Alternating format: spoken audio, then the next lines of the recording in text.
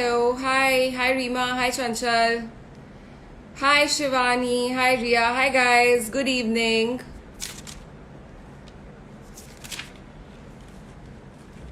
Welcome to another episode of Unstereotype with Lakshmi. Today we are going to be talking about women and sexual wellness, which is going to be a lot of fun because we have Dr. Tanya Narendra who's going to be joining us. And she really knows how to explain sexual wellness to women, and she's a really versatile personality, so I'm really looking forward to this conversation.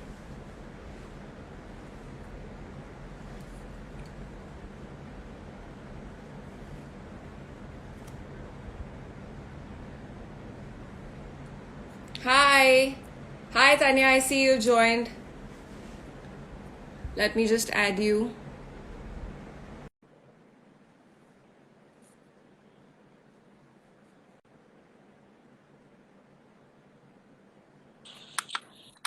Oops. Hi. Hi Dr. Cuterus, how are you? Looking cute. I'm very well. Thank you. As are you? How are you doing? I'm good, thanks. All right, so everyone who has joined us, a very good evening. I'm Tashi from Lakshmi. Lakshmi is India's first financial platform exclusively for women. However, today we're going to be talking about women and sexual wellness, which is a little off topic for us.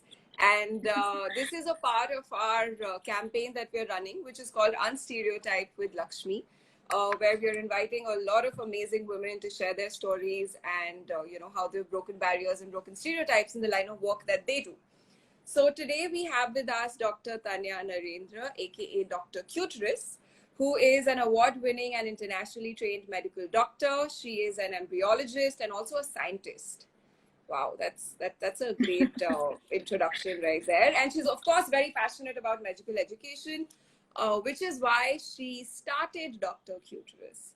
So Tanya, Yes, let's indeed. start with your journey. I think you were studying when you decided to set up Dr. Cuterus. What drove you, to create this awareness platform? So I moved to the UK to study how to treat infertility, and going in an environment like Oxford, you would imagine people would know a lot more about sexual health, sexual pleasure, all of those things than would have seen in my peers in India, and I found that it was the same. Everybody knows nothing. Nobody knows anything. And another thing that I realized was that a lot of the reasons why infertility happens is very preventable. It's basic sexual knowledge that we just don't get in our lives. So I was like, cool, let's talk about this. Sounds fun. I'm well Why educated in not? this area. Absolutely. I was talking to my mom today and she asked me that, oh, what session are you doing today? Because, we've been doing this series of share sessions since the beginning of the month. And I told her that, oh, it's very interesting. Today we're going to be talking about women and sexual health. And she was like, what? She was like, why do you want to talk about women and sexual health on Instagram Live? And I was like, it's a part of our campaign. And look at her reaction. That's exactly why we should talk about it. She was That like, is why, very why, why fascinating aren't you to talking get. about financial planning? Like, why do you want to talk about sexual health? So I think, of course, there's, and like we were speaking before also, there are a lot of parallels, right, when it comes to financial planning and the way women look at money, the way women get involved in money matters. And of course, even sexual wellness and sexual well-being, because there's so much of a taboo around it. Of course, they root from two very different places, but I think lack of awareness is something which is very common in both of these domains. So Tanya, what are your plans with Dr. Cuterus now that you set it up? And also, this is like your side hustle, right? Or is it your full-time gig? I work as a doctor full time, and I'm going to go into further training soon. So there's going to be even more work on this end of things. Um, this is absolutely not my full time gig, but the plan for Dr. Cuterus is world domination. Yay! You go, girl. Absolutely. So, Tanya, what are the key questions that you get from this handle that you have? What are the key questions that women out there want to know that probably, of course, if they're coming to you, they're not really finding any other platform that they can go to? which is very unfortunate, because doctors should be doing this in their own time. Doctors should be doing this for their own patients instead of somebody having to come on Instagram to talk to a doctor. That's a failure on our part. Right. The questions tend to range from a wide variety of things. It'll be things like periods. Is this okay on my period? Is eating papaya okay on my period? Is eating khatta things okay on my period? And on the other hand, it's also things like a lot of men have a lot of concerns about how they can help their partners, their girlfriends, their wives when they're on their periods, when they have their issues. A lot of questions about sex, because one of the things that is common between sexual health and finance in Indian women, at least, is there's a lack of agency, with their own sexual health and with their own finances. So lack of education, lack of agency. And that is the thing that keeps coming up in the questions that I see most often. Right. And how important is it? I think if I also bring into the conversation mental health, right? And I think now is when people have started to talk more and more about it. That there's awareness, there are celebrity influencers who are talking about it, which actually makes a very big difference. It makes an impact. People who are looking up to them also feel, or people who are going through it also feel that, okay, you know what, maybe it's okay. I can talk to someone about it. What impact does sexual wellness have on your overall well-being, including mental health? And how important do you think it is? Your brain is very much a part of your body, just like is your genitals, like the penis, like the vagina, like the clitoris. So, if it's impacting one part of your body, it's going to impact another part of your body. It's kind of like saying that, oh, mujhe bahut acidity ho rahi hai, and that's not going to trouble you in any way. You're going to be tensed about it. You're going to be irritable about it the same way. Like the most commonly given example that I give is that syphilis can cause heart problems. And syphilis is a very, very, very common and one of the most ancient diseases we know in the world. One of the most ancient infections we know in the world. So another thing that's very important is that being in the right mental space is important when you do have sexual anything with yourself, with somebody else. And it's a great point of time that the Venn diagrams, the circles of this Venn diagram are kind of intersecting finally. And we're able to take that conversation forward. Absolutely. All right. Okay. So I think the best way to have this conversation would be, and I think someone asked a very interesting question: why is sex such a big taboo in India? Why? Like, why is there so much of hush hush around it? Don't talk about it. It's unfortunate, and I think most of it stems from colonization. We have had a very sexually open and experimenting and adventurous culture historically, be it the Mughal era, be it the pre-Mughal era, be it the Vedic period. Everything, it's been a very adventurous and sexually open time. And then came the British and they were like, what is happening here? What are all these genders? What are you talking about? Like, two people, man and woman. That's how God made them.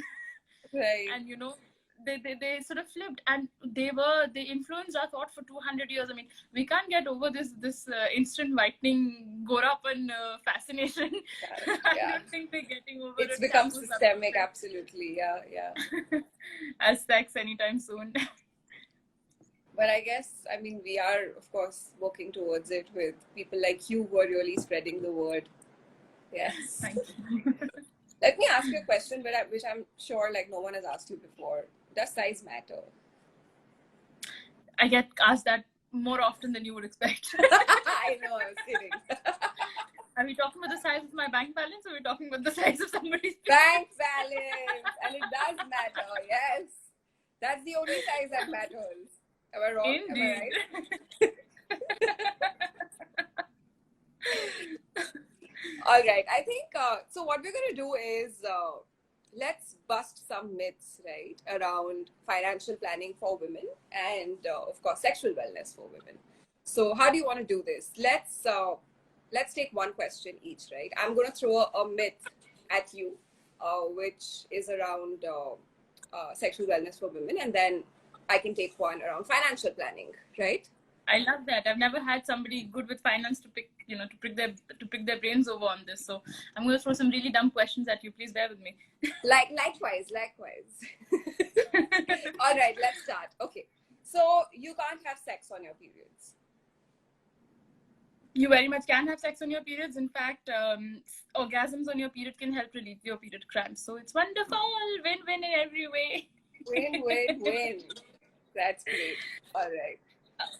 Something I've heard a lot is that like wealth management and financial planning, these are things that are only there for like rich people and not there for the common person. How about that?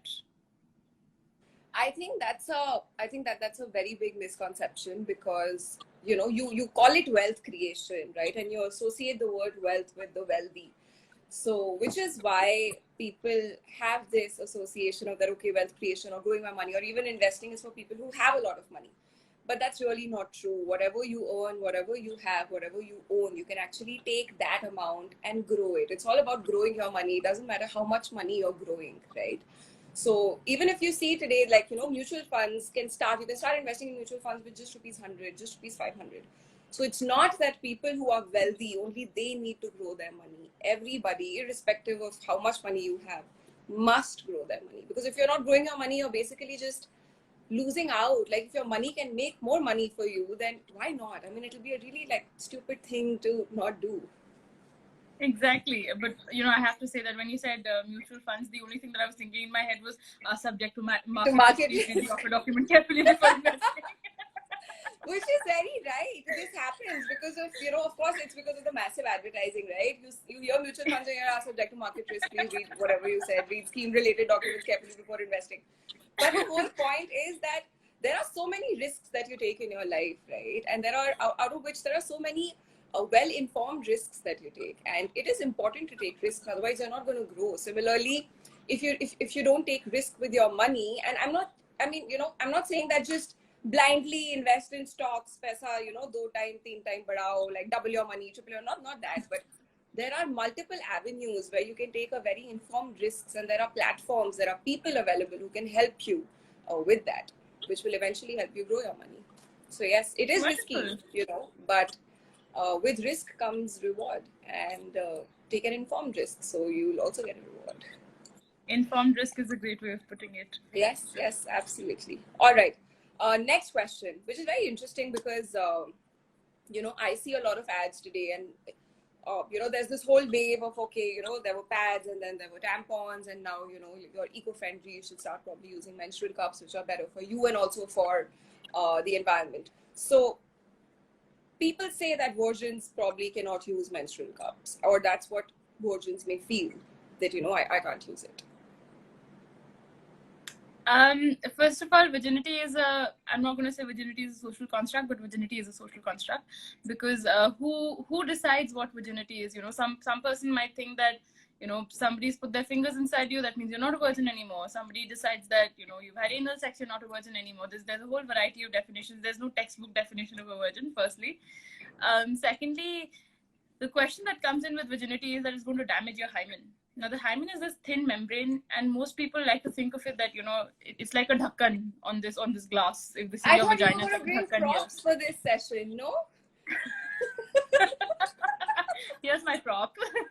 All right, fine. I saw a lot of fancy props in your videos. I was like, oh, maybe she's going to bring some along to this session. I'm currently on holiday, actually. I'm in a hotel in Delhi right now. This is not my bedroom. All right. Oh, okay, we'll make do with the glass. Cool. So yes, this is your vagina. This beautiful glass. This beautiful glass over here. And most people think that the hymen is like a dhakkan on top of it. If you put anything inside, the hymen will go like this. It's actually not that. The hymen is like a channi. It's like a fine muslin cloth that already has holes in it. Because if the holes weren't there, the menstrual blood would never be able to come out, right? It would keep piling up inside the vagina. If you put a dhakkan on a bottle and like you turn it upside down, the water's never going to come out. Right. So that's kind of what the hymen is like. It has holes in it. So from one of these small holes, you can put the menstrual cup inside and not essentially destroy your hymen if this is something that's a concern. But also just, it's okay. Only 1/3 of the people that have a hymen, only 1/3 of them bleed when having sex for the first time. That's a very tiny number. That's not even half of them.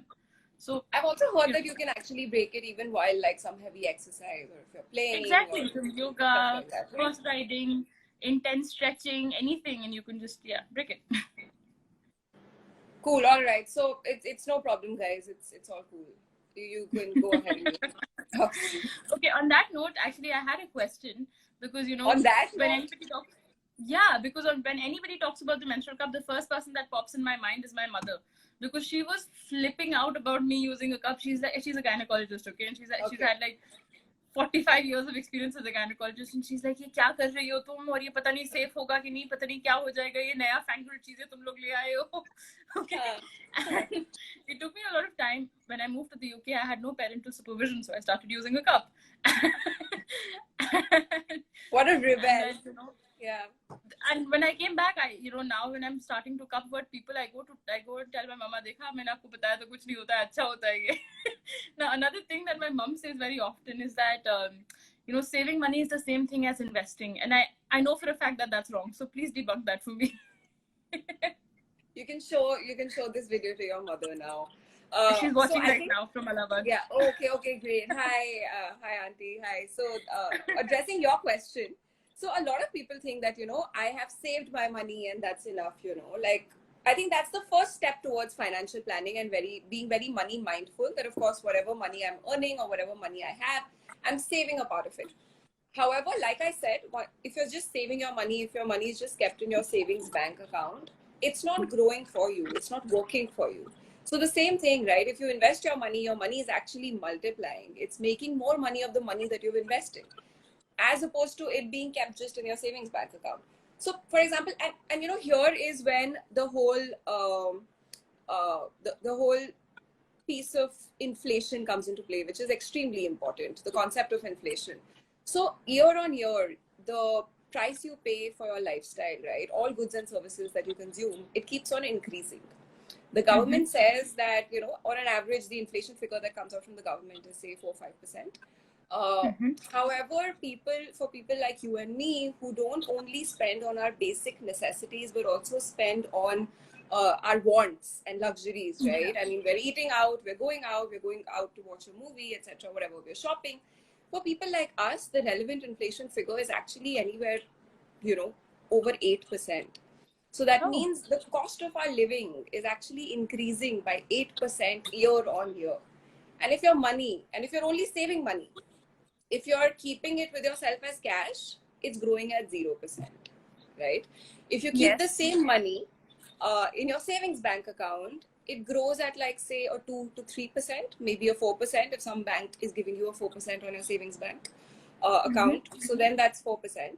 If you invest that money in say a PPF or an FD, which a lot of people tend to do, right? You'll probably get a 6 to 7%, maybe an 8%, depending on the rate that you get that time. So if you're not investing your money and only saving your money is not even keeping pace, with your lifestyle. It's not at pace with your lifestyle. The way your lifestyle cost is going to be growing. That's very interesting. Nobody had ever explained it to me in that way. So thank you for that. It's what you call mehengai, right? Mehengai bad rahi. Yeah. So even your money should be growing. And your earnings can grow, of course. You would expect that your earnings year on year should grow by say 10%, 15%, whatever that number may be. But whatever you've saved till now, even that amount should grow. Otherwise, you're losing out on a lot of potential. How interesting. Was that like an aha moment for you? It's like light bulbs are going off right now, like multiple. I wish you could see all of them. Must invest my money. Yes. Great. I'm glad. All right. There's no way I can link that to my next question, but that tends to happen often with vagina related things. Yeah. I'm sorry. I'll have to think hard if I want to actually link that to my next question. So here it goes.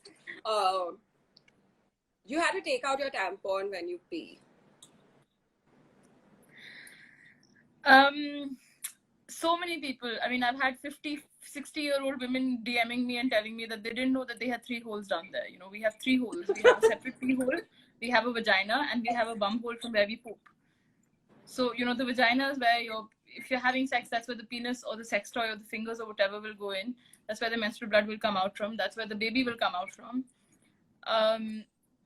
The pee hole is where just pee comes out from. Nothing else goes in there. Nothing else comes out of there except pee.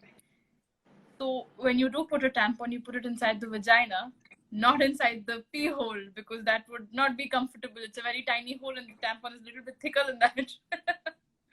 So one can very much pee with a menstrual cup or a tampon inside. Got it. So three holes. Cool.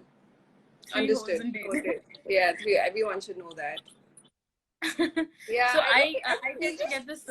We don't talk about this growing up, right? I mean, it's just like, I know as a matter of fact that, okay, the next generation. So for example, I have a niece. I know that it'll be way easier for her to talk about these things with her mother or, whatever, family. But I think in our generation, it is still, that we really don't have anyone to go to in order to discuss these things. So I really think you're doing a great job. Thank you. All right. It My goes mother both is going to ways. have a heart attack when she sees this live. It's great. I can't wait. Okay, I have another question actually. That is that so often we hear that you should wait until you're older to invest. You're too young. ये सब retirement planning के time पे करना. अभी क्या कर रहे हो? How much of that is true? It is absolutely false. Like, there is no truth to that statement, because in investing, in fact, the younger you start, the better it is. Right? Because what happens is that, and this is a mindset, right? The more you accumulate, the more years you have. Exactly. The larger corpus you will have for your retirement, once the time. And you can also then decide to retire early if you want. It gives you a lot of, at the end of the day, having money gives you a lot of freedom, right? So the quicker you actually have that bank balance, the quicker you achieve your target amounts, that, okay, you know what? I would need 10 crores after 10 years, and then I would probably start my own business or whatever it may be. So you must start investing right when you start earning. I think financial planning is very, very important. The minute you start earning, start making your own money, you should, keep aside an amount and start building your retirement kitty. Because also the longer you wait, if suppose I want to retire at 60 and I wait till 40, that, it's fine. When I'm 40, then I'll start. You'll have to actually pump in more money. You'll have to start saving and investing more money for your retirement then. If you start planning now, you can start with smaller amounts. And of course, you can then reach your retirement corpus in time. So I think the younger you start, the better it is. Sorry, there's a very interesting comment here by Justin James Solak Kengil, which says Warren Buffett regrets he didn't start investing before the age of 13. So, very interesting. You know what they say? They actually say that Warren Buffett invests like a woman. That's also another thing that they say about Warren Buffett, who's a very celebrated investor, because of his style of investing and a lot of these principles that he applies towards his investment approach. That's interesting. Yeah, so start young and invest like a woman. These are the two things that you should keep in mind. And if you're already a woman, then all you have to do is to start. How lovely. All right. So the next question I have is, pull-out is an effective contraception. That'll work. It's fine. It'll work. It'll work, right? It'll work. It's all okay. I'm quite certain, I mean, this is not a statistical number, but I'm quite certain that, 70 to 80% of Indian couples just rely on pull-out because they're like, "Arey, ho jayega, koi dikkat nahi hai." It's like, ho jayega, manage ho jayega. I have faith in God knows what. It has an up to 20% failure rate. So, if 100 couples are practicing the pull-out method, 20 of those couples are getting pregnant, which is it basically means it's stupid as shit. It's not a reliable method of contraception. It's like just closing your eyes and being like, yeah, everything is okay. Yeah, it's like, la la la la, world is on fire. Who cares? Great. It's like ignorance is bliss until it's really not. It's the thing that that not only can you not pull out at the right time. There can, be a delay. Sometimes you lose it in the moment and all of those things. But also, secondly, you can get pregnant from pre-cum. So it doesn't necessarily have to be the pre-ejaculatory fluid that comes out, that basically comes out to, oil your machine or to, provide a smoother passage for the semen to actually come out. That, so Shashwati has a wonderful comment here, which is, guys say, "Arey babe, I know when exactly, so I'll pull out." No, you don't know. Exactly. And even if you do know, what about the fact that there's pre-cum? What about that? So pull out is stupid. Don't rely on that. Use condoms. It's great for preventing STIs. It's great for preventing an unwanted pregnancy. Just go for it. Just as I said that, there's a comment that says, "What are the alternative options to condoms?" I think that was too funny. Huh? It's fine. I'll know when to pull out. The timing is on point. Yeah. Yes, alternatives So, to condoms. Yeah. So, like, one of the things that is often told to women, just like, "Arey Baba, I know when to pull out." Another thing that's told to women is that women are bad at investing, or they don't know how to manage their money. What about that? Like, is that real? I mean, I know that's not real, but No, I think it's again, very, very interesting that you talked about this. I mean, you had to, because like you're in conversation with Lakshmi, but I think it's a lot of social conditioning, and this is a typical result of years and years of social conditioning in our society, right? If you see, women have historically been great at budgeting, right? And even if you look at like our grandmothers or great grandmothers, you would actually see that they were the ones who actually used to manage the entire household's money, right? Hisab and everything, that okay, where is what money going, who's getting what, etc., all of that. But over years, what has happened is that because of the way the financial industry, the financial services industry has evolved, right?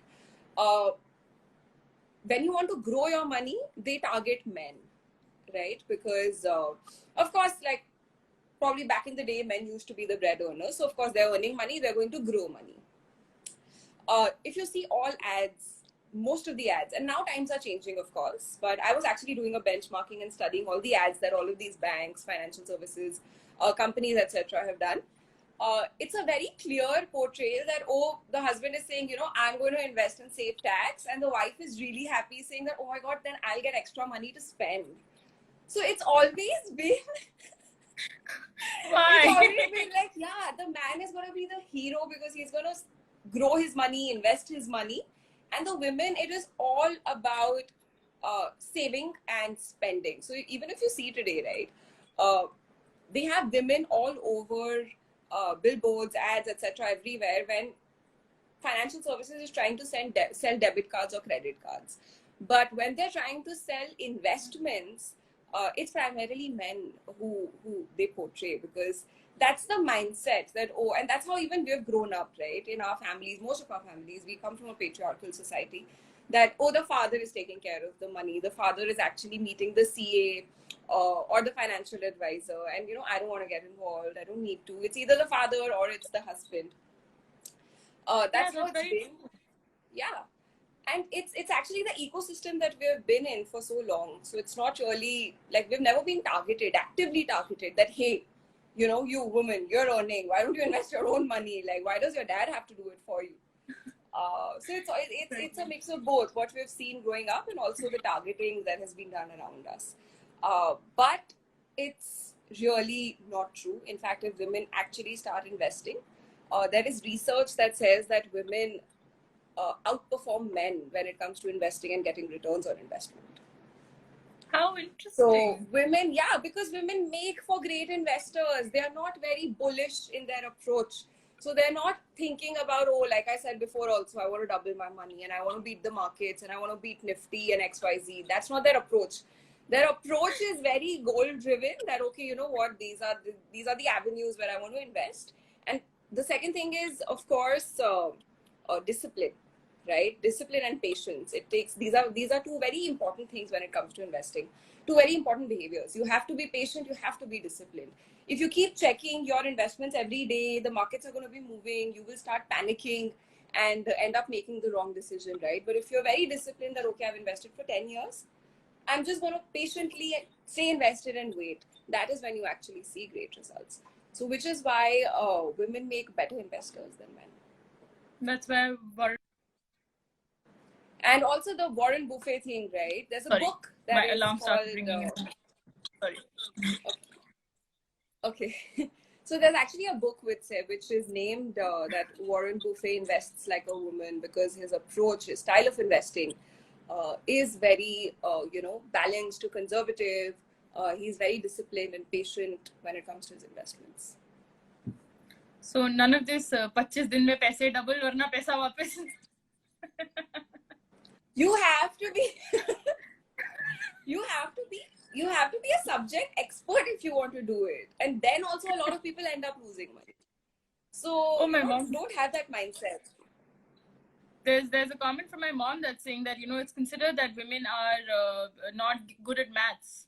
I mean, I'm not good at maths, but oh wow, your mom is actually attending the session. Yeah, no, she's attending it.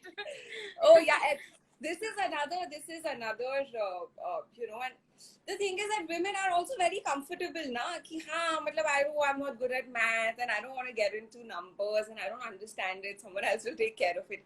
It is not okay. You don't need to be great at math for you to invest. You don't have to, no one is asking you to do some complex number calculations and differentiation, integration, none of that. It's very simple compound interest. That's it. The amount you invest, the more time you stay invested for, the more money you make. It's as simple as that. And you have people, you have platforms which have the expertise to help you out, that okay, where you should be investing. But having said that, always be aware. Always know that where your money is invested. Don't blindly trust people. And follow Lakshmi to learn more of this. And follow, of course. Absolutely. Follow Lakshmi Official, guys. We talk, like Tanya talks about sexual wellness. We talk about financial wellness for women. And we also have a community, because like I spoke about, women have a very different approach towards investing, right? Which is why at the heart of Lakshmi is a community. Which is only for women. It is a safe space where women can come together, talk about money management, share experiences. And Tanya, there are so many women, I can't count the number of women who ask their questions starting with, this is a very stupid question, but this I think I did that at the starting of the video, that I'm going to ask you very stupid questions. Yes. So it's a very safe, it's a complete no judgment space. You come, you ask your questions. It's currently a closed group on Facebook, but we're very soon going to be launching it on the app itself. Lovely. All right. So now you're ready to start investing. You have everything you need? I think so. Mummy, am I ready to start investing? I think Auntie should also be ready to start investing now. And stop saving and start investing. I have lots of good inspiration in that record. Great. All right. So now it's my turn for the next question. I'm really not able to link these questions when it comes to finance and sexual wellness. I've been trying that. Can I just in the flow link the two questions, but it's not happening. All right. Okay. Very interesting. You don't need protection in a same-sex relationship. This is actually a very common myth that, because in a same-sex relationship, there's not going to be a chance of a pregnancy, so you don't need protection. But again, safe sex doesn't mean sex that doesn't get you pregnant. Safe sex means sex that doesn't transmit sexually transmitted infections or STIs. So if you're, say, in a same-sex relationship with another woman, in that case, you should make sure if you're sharing toys, they should always be covered with condoms, or you're washing them properly every time you use them. Aside from this, dental dams are extremely important if you're going to have any kind of oral sex. And if you're in a same-sex relationship with a man, you make sure there's condoms involved, even with oral sex or with anal sex. Protection is not just for pregnancy; it's also for STIs. Yeah, I think that's another thing which a lot of people tend to just ignore, right? I don't think it's something that people actively think of. Yeah, unfortunately. Unfortunately, yes. All right. I actually have another. That is my last question, which is sort of along the same lines that I've been asking you, but this is also, you know, a similar question because I hear very often that you know that financial planning is the same thing as, you know, investing, and you know these are just essentially the same things. You don't have to plan separately. Once you invest, it automatically becomes a plan and all of that. So, okay, financial planning is a mix of a lot of things, right? It starts with you saving your money. A part of it also, a big part of it also involves you investing that money, but it doesn't end at that, right? So if you look at the very key and very core pillars of financial planning, you need an emergency fund, right? So once you start earning, and I think someone asked a question that, you know, how do I start investing, etc. at the age of 28? I think 28 is an amazing age to start investing. It's like the sweet spot. It's not too late, not too early. It's perfect. Ooh. I am turning 28 in 6 months. I must start investing. Yeah, the time is Okay. right. So you must have an emergency fund, which should be close to 6 months, at least 6 months of your monthly expenditure, right? Or your monthly earnings, basically. You should always keep that amount aside. And in case of I'm gonna any write that down. emergencies, in case of any emergency, then you can just download the app, Lakshmi. We're on Android, iOS, or you can join our community. But anyway, yes. Wonderful. Very subtle product placements I do. So, so emergency fund is the first pillar because you don't know what situation you might get into where you're out of cash or you're low on cash or you need money. And I think during COVID, we saw a lot of women asking this question that I've lost my job, or there's been a major pay cut, or there's been a reduction in the family income. How do we navigate through this, etc.? And this was really like a wake-up call for a lot of people that you must have that kitty set aside for a rainy day, right? So first pillar of financial planning is, of course, your emergency fund. Second pillar, and later on, if you decide to go for higher education, if you decide to take a career break, a sabbatical, then that is the fund that will really help you and fuel you. Second pillar is, of course, your retirement planning, like I said, right? So you must invest for retirement planning, followed by all your other goals. Now, those goals could be anything that, okay, I want to, buy a house in 10 years, or I want to buy a Ferrari in 8 years, or whatever it may be. I want to buy solitaires, yes. So start with retirement fund, long-term investing, and then all your goals. Third, very important, and if you're an earning member of the family, is to also get a life insurance. At some point, it is important to get a life insurance, be covered, especially if there are people in your family who are dependent on you, right? And on your income. So it's very important to get a life insurance. And fourth is always be medically insured, right? And I think India as a country, we are very underinsured. However, it is very important to have a medical insurance, not only for yourself, but your entire family. So cover your parents, cover your in-laws, make sure that the entire family is covered, because you never know what might happen, and you'll have to then break your bank and use all your emergency funds or all your other, so many people end up, breaking their FDs, taking out money from whatever different assets they have, that, okay, there's this medical emergency and I need the money.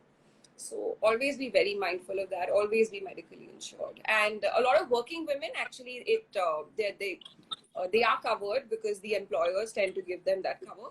But also relook at that amount. That, okay, how much do I need? Do I want to add? There are also add-ons. So do I want to add my parents in the same cover, etc. So take a call accordingly. So it goes really beyond. interesting. Yeah, it goes beyond just investing. These are the 4 key pillars of financial planning, and the day you start earning, you should start working towards this. I've literally made those notes down here, but this is a very personal thing for me because in January, one of my really good friends was involved in a very bad bike accident, and he broke his leg in a really bad way. Let's put it that way, politely. He screwed his leg up quite exponentially. So, he called me because, I'm a doctor and all of that. And I've never thought about medical insurance, life insurance, and these things because, I'm a doctor, both my parents are doctors. So if there's any medical issue, we don't have to think about these things. We just go to wherever it has to be done. And I was standing there in Kushagra. My friend was asking me, his mom is asking me that, do you have any idea about, how to open his computer and all of that, because we want to access his health insurance documents. And I'm like, this is my friend from school. What do you mean health insurance? We're just 27. What do you mean health insurance? What is this? And then, you know, he Yes. had it all planned out. He had folders, and he had a folder of who to contact in case of an emergency, and he had a folder of all of his insurance documents. And I was like, good God, I grew up with this boy. I never thought of these things. And he's so well placed in his head. And I went back that day and I got my health insurance at the age of 27. You know, because it's not very something we important. never thought of. And you know, a lot of times these things occur to you when you've already gone through a bad experience. So you shouldn't wait for that, right? Not when shove comes to push that, okay, now I have to do this. You shouldn't wait for that. So very important to have all of these 4 things in place. And there is so much power to it. When you start sorting your finances, when you start in saving first, and then when you start investing, and then when you see the money grow, there is just immense amount of power in that. You know that, okay, you know what, I'm doing something right, and so much security that comes along with it. That's so nice. Security is the right word, yes. Yes. Great. Security needs. So, Tanya, thank you so much. Guys, we'll give you exactly 3 minutes. If you have any questions, please write them in your comments. Exactly 3 minutes. It's very precise. Very precise, yeah. It's the law of scarcity, it works. There's a lot of hello G and a lot of how are you G, but not a lot of hey, people think this is informative. Yay, because I think so too. Money is power and knowledge too. Absolutely. You're very right. I'm a huge fan. I don't think he's talking to me, but I think he's talking to you. Thank you. No, but honestly, yes, guys, this live would be saved. You can watch it anytime. It's going to be put up on the Lakshmi official handle. It is LXME official. Where should the emergency fund be saved? All right. So the emergency fund basically, you know, because you need it liquid, right? It's actually called an emergency fund because you might need it anytime. So you should not put in that money in any equity related instruments, because equity related instruments tend to give a very good return in the long term. So your retirement planning, long-term goals, they should go in equity. However, when it comes to your ultra short-term funds is somewhere that you can invest in. Arbitrage funds you can invest in. A lot of debt instruments is where you should park this money for your emergency fund building. Or if you want to be very, very conservative, you can also go for like, you know, an FD or an RD. However, if you invest in ultra short-term mutual funds, you still target a better return than FD, RD also. And plus it's very liquid, so you can withdraw your money anytime. Okay, that's wonderful. This is the first time in my life that I've actually sat and made notes. So, oh wow, wonderful. Thank you. Oh, now people have started asking very technical questions. That only a doctor can answer. I think you can take those up later. Yeah, guys, this is about financial planning and how important it is to do that. I can't be answering questions about scanty periods here. Is there a percentage on how much should go in which fund? Yes, absolutely. Very nice question, actually. And Tanya, you should also know this. So by thumb rule, right, you take your age and you subtract it by 100. Right? So if you're 20, we're going to turn 27. So that means you have 73, right? 73% of your investments should go in equity, which is long term, right? And the rest should go in your traditional plus debt instruments. When I say traditional, I'm talking about FD, PPF, and debt instruments, which are your debt funds. Right? Because like I said, equity performs great in the long term. And after a couple of years, you can keep re-evaluating this is actually called asset allocation, that how much am I putting in debt, how much am I putting in equity. So if, you know, suppose a 55-year-old asks me this way, your mom, for example, she should not invest a lot in equity unless, you know, she plans for that money to be invested in for the next 15 years, 10 years, 15 years, etc. So this is how, basis your age, your asset allocation also keeps changing. That is wonderful. I hope my mom's still listening to this. All right. She has to go to work right now. This is her clinic time, so She must have been watching. No problem. I'm sure you've taken the notes. You can pass on the information. Yes. My page is full. Great. Planning to get a health insurance where too many options are there in the market for the minimum. Okay. So I think health insurance is, you're right. There are a lot of different products in the market when it comes to life insurance, health insurance. I think one thing that we always say, key rule again, and Tanya, like a lot of people are actually going to be coming to you, your bank RMs, etc., and try to sell this product. Never mix your insurance and investments. There are products in the market, and people are going to very aggressively sell them, saying that, madam, आपका insurance भी हो जाएगा और आपका पैसा grow भी हो जाएगा. तो मतलब this is like win-win, 2-in-1. But you should never go for these products. They are called ULIPs, unit-linked investment plans. I'm just about to invest in ULIP. Great, this is wonderful. Thank you. So you know what? It actually happens. I remember one of my friends was. I was talking to her and she was like, why don't you tell me what should I do with my money? And I asked her, where all are you invested right now? And she was like, so my RM asked me to invest in 2 ULIPs. I was like, that's great. That's amazing. So she's invested, her money is locked in, and now once she gets that money back, then is when she's going to sort of again do her asset allocation. So what happens is that when you invest in a ULIP, right, you don't get the best of both worlds. So instead, if you take an insurance separately, for the same cover, you will actually you'll be spending a lower premium. You'll be paying a lower premium. And if you invest the money separately, you'll actually be targeting better returns. So both, if you actually keep them separate, is when you will get, is when you're going to be actually optimizing your financial plan.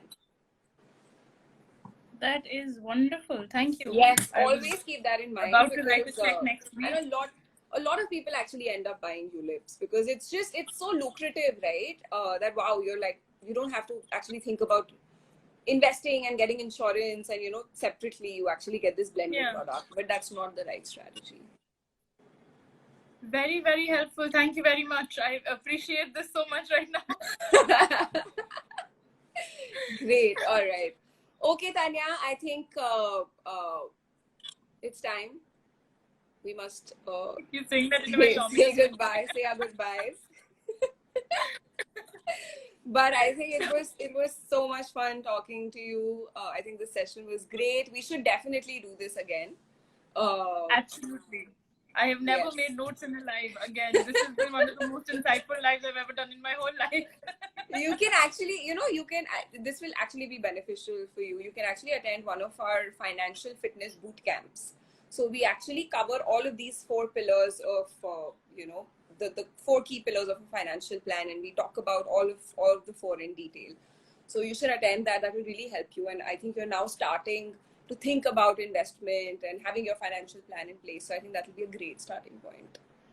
That is lovely. I will definitely be there. Count me in already. Great. So thank you so much for having me. And thank you, Tanya. And keep doing the great work that you're doing. Thank you, and to you too. Thank you. All right. Bye. Okay. Bye. Good night. Thank you, guys. Thank you, everyone, for joining. You can find the link to the whole video. It's going to be uploaded on Lakshmi Official, LXME Official. So you can, if you want to rewatch, you can do that on our handle. Thank you so much. Bye.